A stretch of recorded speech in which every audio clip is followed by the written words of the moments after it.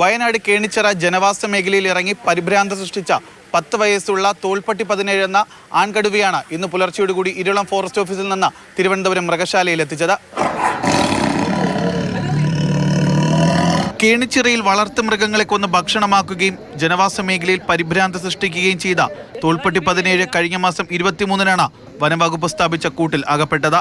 പിന്നാലെ നടത്തിയ പരിശോധനയിൽ പ്രായാധിക്യം മൂലം കോൽപ്പല്ല് നഷ്ടമായതായും ആരോഗ്യ പ്രശ്നങ്ങൾ ഉള്ളതായും കണ്ടെത്തി. ഇരുളത്ത് 13 ദിവസം ചികിത്സ നൽകിയ ശേഷം വിദഗ്ധ ചികിത്സയ്ക്കായാണ് തിരുവനന്തപുരം മൃഗശാലയിൽ എത്തിച്ചത്. ക്വാറന്റൈനിൽ ഇരിക്കുന്ന സമയത്ത് അതിന് കൂടുതൽ ഡീറ്റെയിൽഡ് ആയിട്ടുള്ള ഹെൽത്ത് എക്സാമിനേഷൻസ് ചെയ്യാൻ കഴിയും. അതിനുശേഷം മാത്രമേ എൻ്റെ ഡീറ്റെയിൽഡ് ഹെൽത്ത് റിപ്പോർട്ട് പറയാൻ കഴിയുള്ളൂ. ചികിത്സയ്ക്ക് ശേഷം ആരോഗ്യസ്ഥിതി തൃപ്തികരമാണെങ്കിൽ പ്രജനനത്തിന് ഉപയോഗിക്കാനാണ് നിലവിൽ മൃഗശാല തീരുമാനം. വന്നിട്ടുള്ളത് മെയിലാണ്. 4-5 മാസം മുമ്പ് നമുക്കൊരു ഫീമെയിൽ ടൈഗറിനെ കിട്ടിയിട്ടുണ്ടായിരുന്നു.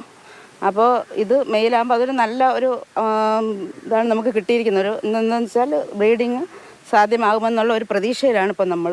പുതിയ അതിഥിക്ക് ക്വാറന്റൈനിൽ കഴിയാൻ ആധുനിക സജ്ജീകരണങ്ങളോട് കൂടിയുള്ള കൂടം മൃഗശാല അധികൃതർ ഒരുക്കിയിട്ടുണ്ട്. അനൂപിനും ബിജുവിനൊപ്പം ജിബിൻ JB, മാതൃഭൂമി ന്യൂസ്, തിരുവനന്തപുരം.